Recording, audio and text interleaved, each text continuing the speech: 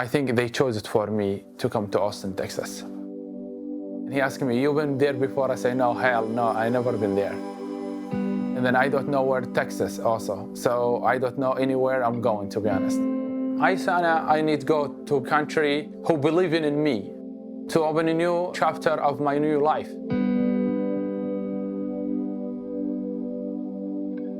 When people think refugee, I'm one of them. People don't identify me, I identify myself.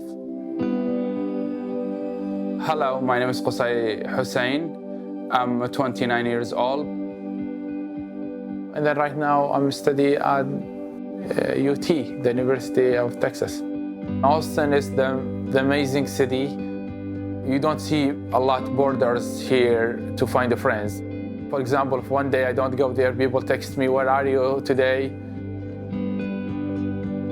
Because America, how much they give me, I will give back to this country. To be honest, everything back to the community, to the society.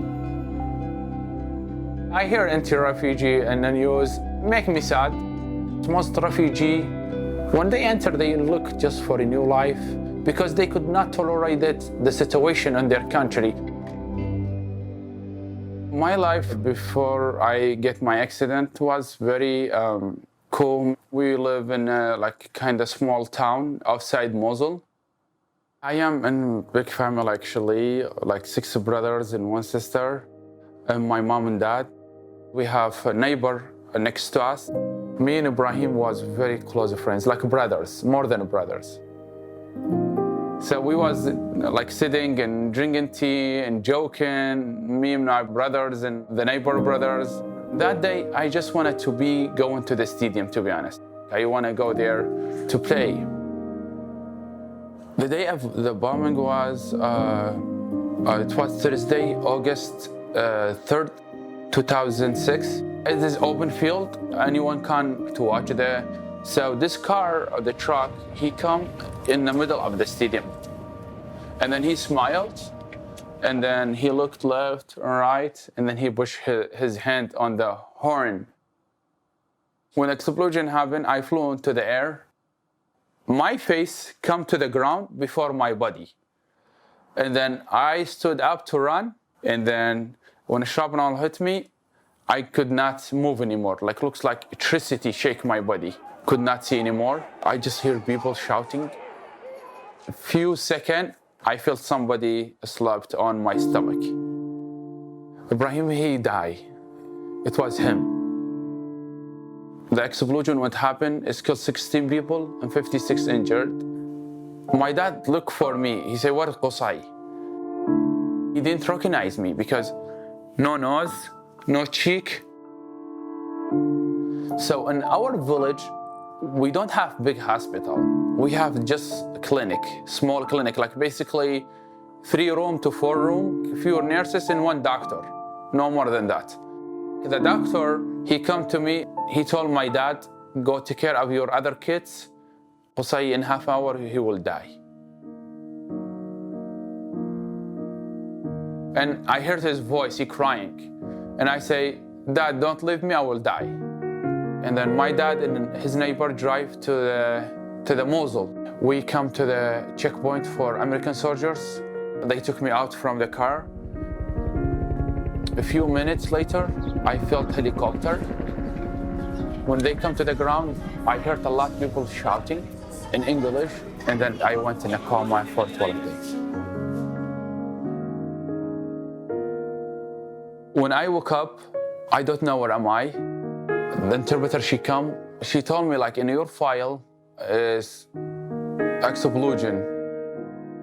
I start remember everything. I say, I don't care about myself. I said, where is my brothers? Because I know they was with me in the stadium. I told her, open my eyes. And she say, we could not open your eyes. Not today. So I'm in a coma for 12 days. So my family, they don't know any news about me. They did a funeral for me. When an interpreter, he called my dad, he didn't believe it. I'm still alive. He said, looked on his right hand. What do you see there? The interpreter, he say, I see his name written in tattoo. My dad, he said, yeah, this is my son. When we arrived to home, my dad, he kind of like told everyone, when you see Qusay, you will shout or cry. Don't scare him. I need you to act normal. Don't do anything ridiculous. They crying silent. They don't want to make me to hear their crying. So 3 of his son injured in a room. Luay, Uday, and me. My dad, like, he does not sleep in the night because he just watch us if we need anything.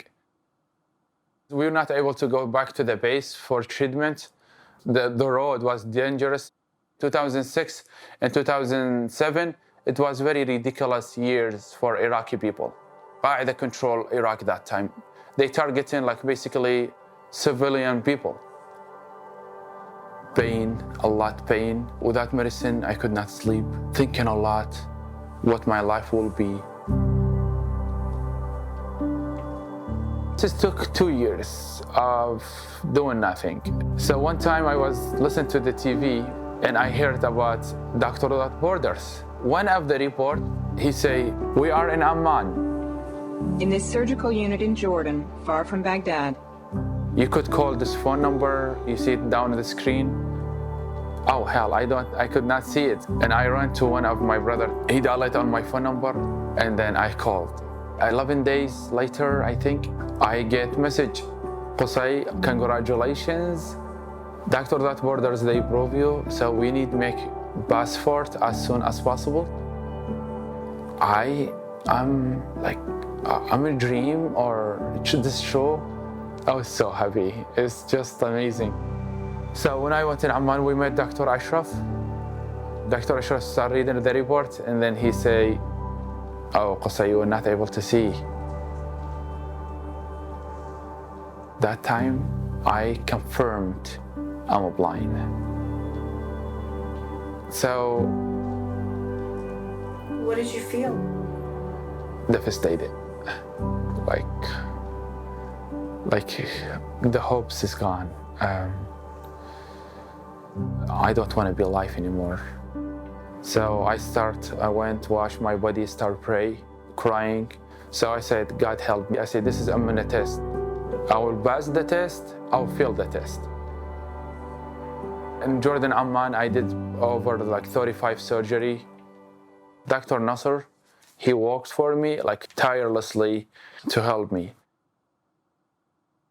First of all, was my eyelid not correctly, so he helped him to lift him up, and then the nose, he built it.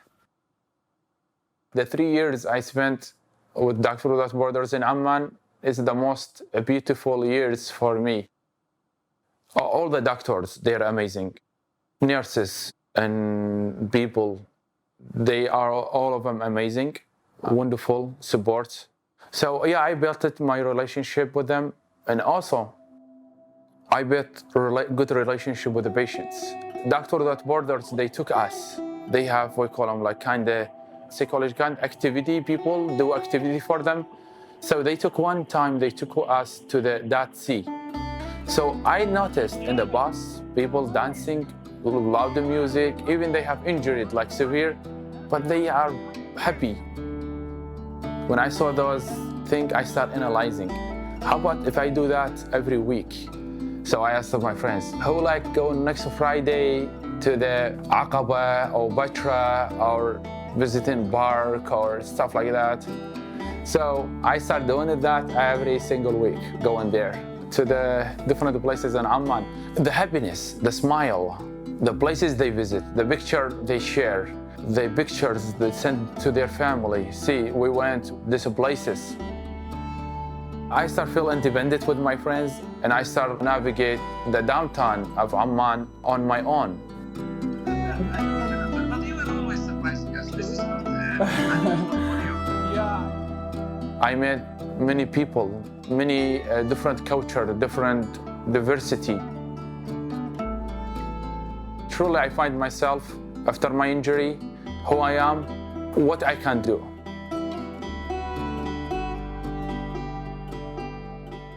My My main goal is to get education, to start speaking English, to learn a new language, open a new page for my new life. I did apply for refugee status. My family was scared when I tried to come to the United States, especially as my dad, he rejected the idea completely. Beginning when I settled in the US, I was like, I wished I listened to my dad, because it was difficult for me. I spent many also nights crying. It's not easy. And then my caseworker bring me food. I told him I need to be out. I need to see human reaction. I need to be seeing people because I feel like tired from sitting here just by myself. He took me one of the stores. I heard a lot of people talking, so I thought I'm in heaven. After that, he registered me with the church, with the organization called Interfaith Action of Center, Texas. They teach refugee to learn English. And then after 4 months, I started able to communicate in English. And then I moved to the Austin Community College for ESL. When I took GED, I was very hesitant to take it because my English is not that great. And I get the second high scores in the region. From Iraq is hoping to make a difference with his first step being going to college here in Austin. And he's sharing his... After I finished my GED in 2016, I started working for my associate. Each one of us have something to learn and something to teach.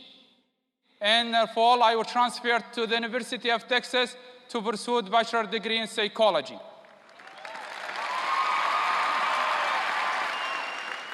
Organizations, sometimes they see my YouTube channel and then they send me an invitation. I motivate others. I just want to help others. People come to me after the event and talk to me, say, you changed something in our life today. So I feel happy about that. First speech I gave here in Austin, it was a lot, like 250 people attend my speech. So they film it for me and they send it to me and I send it to my family. When they saw it, they was crying. But my dad, he said, because I saw you, how you are on the stage. And then people stood up after you finish your speech.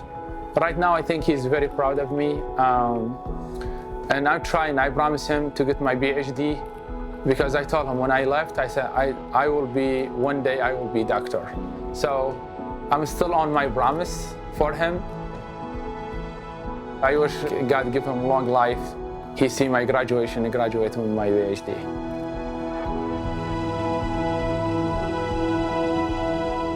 I didn't see my family for 8.5 years.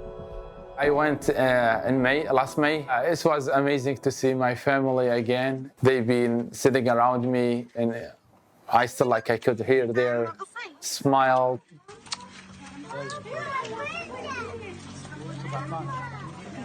My dad, he told me for example, 1 month, they just eat tomato paste with oil. House of my dad, one of them get bombed. Thank God they barely made it.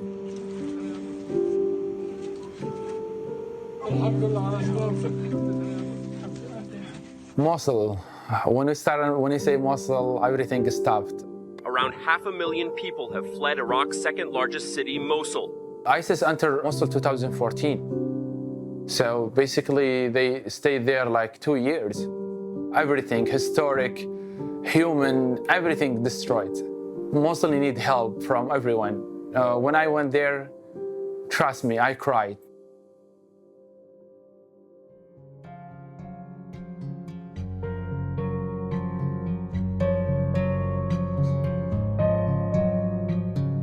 At the University of Texas, I'm studying psychology. So far, it was amazing, but it's a huge place. I think people with sight, they get lost inside it. The visual impaired people, it takes 2 hours, double from regular person. For example, the books. If everything I will find excuse for myself, I will never succeed. The difficult for people with disability, if they get isolated from the society, this one will kill him. The society, you could lift you up, you could make you sink in the bottom. Doctors Without Borders in Jordan, they give mental health care as well for patients. they come visit people who think like have depression and talk to them, and they work with them together how they can help. When you listen to someone, you make them relief. I thought this is a good way to help others, so I decided to become a psychologist. My biggest dream is to get my PhD and go back to Doctor Without Borders in Amman and work as psychologist. I was patient, and then right now turn back doctor is something will be just amazing. I want to tell every person in the entire world, I hope you want to be something great.